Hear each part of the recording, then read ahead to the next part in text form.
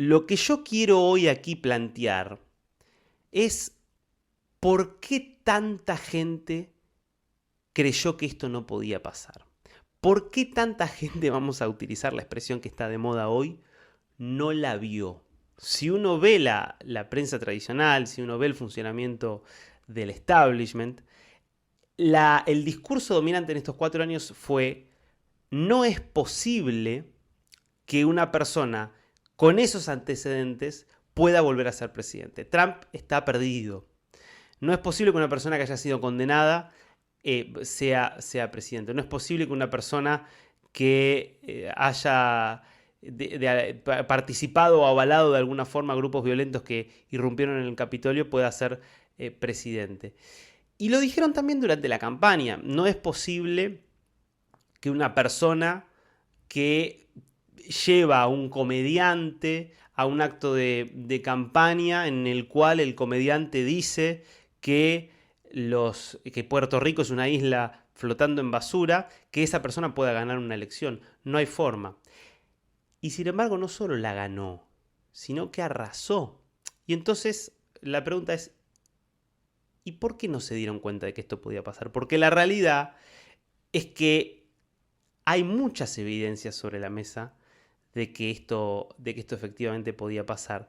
Por eso me parece importante entender en qué está fallando hoy, como lo hacemos habitualmente aquí, en qué está fallando hoy la mirada de los principales analistas de opinión pública, la mirada de los principales formadores de opinión pública, de lo que es un poco el establishment y la elite cultural en Occidente, que mira el mundo con sus propios ojos sin darse cuenta de que los ojos de la mayoría de la población no son los suyos, que las prioridades y los intereses y las miradas de la mayoría de la población no son los suyos.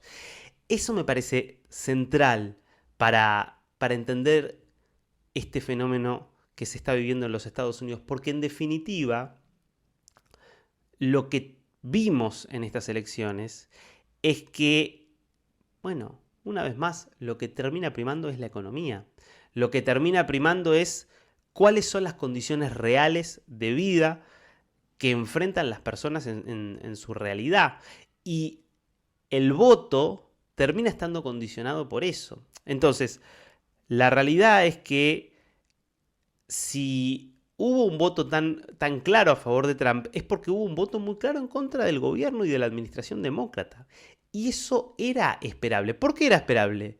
Porque todas las encuestas marcaban que para más del 60% de la población estadounidense el gobierno era muy malo y el país estaba yendo a un rumbo equivocado. ¿Por qué? Bueno, porque la gran mayoría de los estadounidenses sintieron en los últimos 4 años, por lo menos en parte de esos 4 años, un deterioro en sus condiciones de vida. ¿Cómo? Bueno, principalmente a partir de que los salarios crecieron menos que la inflación. Por lo menos en los primeros 2 años de Biden, los salarios estuvieron por debajo de la inflación. Eso se empezó a recuperar recién en el último año.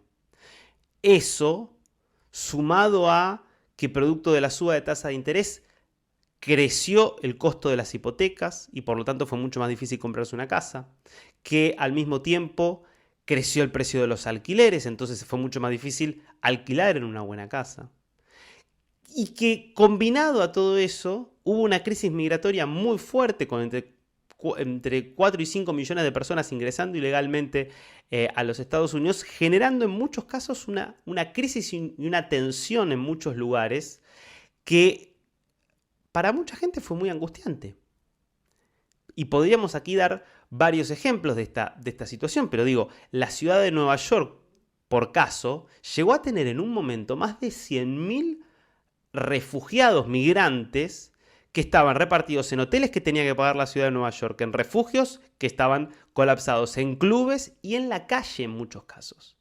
Eso que la verdad es que es injusto plantear que es xenófobo, por ejemplo, un ciudadano de Nueva York que de repente se siente incómodo ante esa presencia masiva de migrantes que de repente están durmiendo en la calle o que de repente están consumiendo recursos, por ejemplo, del sistema de salud o del sistema educativo. ¿Eso es xenofobia realmente? por supuesto que hay además xenofobia en Estados Unidos como la hay en otros lugares, pero que te moleste eso y que pretendas que haya un control migratorio más estricto, ¿te vuelve xenófobo? ¿En serio es así? Sin embargo, así es como es planteado desde el discurso del establishment político, del establishment cultural. Es planteado, insisto, como casos de xenofobia. Entonces, lo que me parece que queda en evidencia en esta elección en los Estados Unidos es una vez más la disociación extraordinaria que hay entre las élites culturales y el resto de la población. Unas élites culturales que subestiman a la gente, que subestiman al votante medio, que le quieren decir a los latinos, por ejemplo, porque no es que hablan a los académicos latinos, que por supuesto hay muchos, o a los empresarios latinos. Le hablan a los empleados de comercio latinos, que están en muchos casos en la escala más baja del poder adquisitivo estadounidense. Le hablan también a los empleados negros, por ejemplo, y les dicen, bueno, ¿cómo van a votar a un racista y xenófobo? No pueden votar a un racista y xenófobo, creyendo que ellos interpretan mejor, creyendo que ellos, desde las universidades o desde los medios de comunicación, interpretan mejor que los propios latinos o los propios negros afroamericanos la realidad de lo que les toca vivir. Y lo cierto es que la realidad para muchos ellos es: sí, la verdad quizás no me gustan los discursos de Trump. Sí, la verdad es que Trump en muchas cosas me parece que es peligroso, que es demasiado agresivo. Pero a fin de cuentas yo lo que estoy viendo es que en los 4 años que gobernó Trump el salario real mío creció. No mucho, pero un poquito había crecido. Y en estos últimos 4 años estoy en el mejor de los casos ahora quizás empatando como estaba hace 4 años y en muchos casos sigo por debajo. Y la verdad es que la situación en la frontera estaba un poquito más tranquila en los 4 años de Trump. Y aparte Trump por lo menos está diciendo que va a estar más tranquila. ¿Por qué entonces yo tendría que votar por una alternativa, en este caso, que como la de Kamala Harris pretendía prorrogar el gobierno de Biden o continuar muchas de las políticas del gobierno de Biden, cuando la sensación que yo tengo es que no estoy contento con eso que pasó? La verdad es que yo puedo votar por Trump aunque no me gusten muchas de las cosas que dice Trump. Es muy de sentido común pensarlo así y es muy de sentido común entender que las personas tienen una racionalidad propia para tomar ese tipo de decisiones y que no se dejan guiar por los criterios que tienen los analistas desde, insisto, la cúspide y desde la elite, donde lo que terminamos viendo en muchos casos es que terminan defendiendo sus propios intereses. Es decir, que al emitir sus juicios sobre la situación política, lo que acaban haciendo es plantear, bueno, como a mí, como académico, periodista de la élite cultural de California o Nueva York, lo que me preocupa es que haya una agenda de género inclusiva, que se discuta fuertemente las formas de emplear el aborto, de que se discuta el acceso a las drogas legalizadas y toda una serie de demandas que pueden ser totalmente legítimas, pero que no son las demandas de la mayoría. ¿Pero por qué no son las demandas de la mayoría? Y porque las demandas de la mayoría son siempre las mismas. La demanda de la mayoría son siempre: quiero llegar a fin de mes, poder tener una buena escuela para mis hijos, poder tener mínimamente un acceso a condiciones de consumo razonables, poder aspirar a tener algún momento de recreación el fin de semana y, si es posible, irme de vacaciones, aunque sea una vez al año, a algún lugar más o menos lindo dentro de mi país. Esas son las aspiraciones. Quienes pueden plantear toda una serie de reivindicaciones que no tienen nada que ver con la existencia cotidiana son solamente los miembros de la élite. Ahora, esa élite quiere imponerle su propia agenda al resto de la población. Por eso terminan dándose de bruces como se han dado al ver los resultados de las elecciones en Estados Unidos. Y por eso les cuesta tanto ver que eso está pasando y siguen creyendo que las categorías con las cuales analiza la gente o analiza la mayor parte de la población son y deben ser las suyas, y con lo cual terminan a veces oscilando entre la incomprensión absoluta, que es lo que se está viendo hoy en muchos medios de comunicación de Estados Unidos, o la condena de las mayorías, planteando que en definitiva el problema es que en Estados Unidos son todos nazis, son todos xenófobos, cuando la realidad es un poquitito más compleja que eso, y lo que está pasando es que, bueno, mucha gente la está pasando mal. Y cuando la gente la está pasando mal, bueno, tiende a buscar soluciones en aquel que es más creíble para resolver esos problemas. ¿Y Trump por qué es más creíble para resolver? Primero porque nos nombra, dice, hay un problema con la economía, hay un problema con la inmigración. Segundo, porque gobernó, y en los 4 años en los que gobernó, esos problemas fueron de alguna manera tratados quizás un poco mejor o con más éxito, para ser más justo, que en los 4 años de Biden. No hay mucho más para agregar entonces.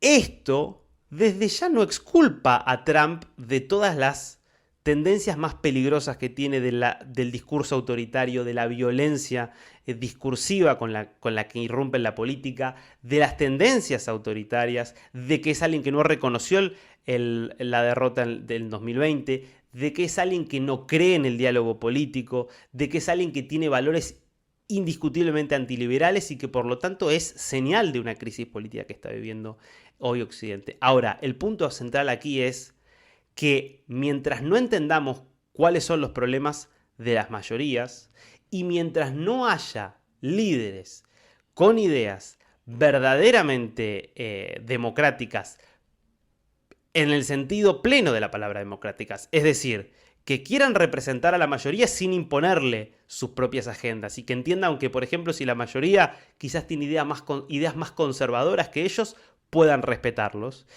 pero que al mismo tiempo propongan soluciones que atiendan a los problemas que tienen esas personas desde una perspectiva fuertemente democrática. Si eso no sucede y si quienes se asumen como el establishment liberal democrático siguen encerrados de alguna manera en el discurso de las universidades, de los grandes medios de comunicación y, insisto, de las élites culturales, bueno, lo que va a terminar pasando es que va a haber una grieta cada vez mayor entre la mayor parte de la población y las élites, y ese espacio y esa grieta y ese vacío y esa distancia va a seguir siendo llenada por personajes como Donald Trump, que con su discurso populista, con su estilo disruptivo, llaman más la atención, generan mayor representación en muchos casos y mayor afinidad porque dicen, o la gente siente, mucha gente siente que dicen las cosas como son, y que al mismo tiempo son, sin dudas, un peligro para la democracia. Nadie lo duda eso. Son un peligro para de alguna manera cierto orden racional.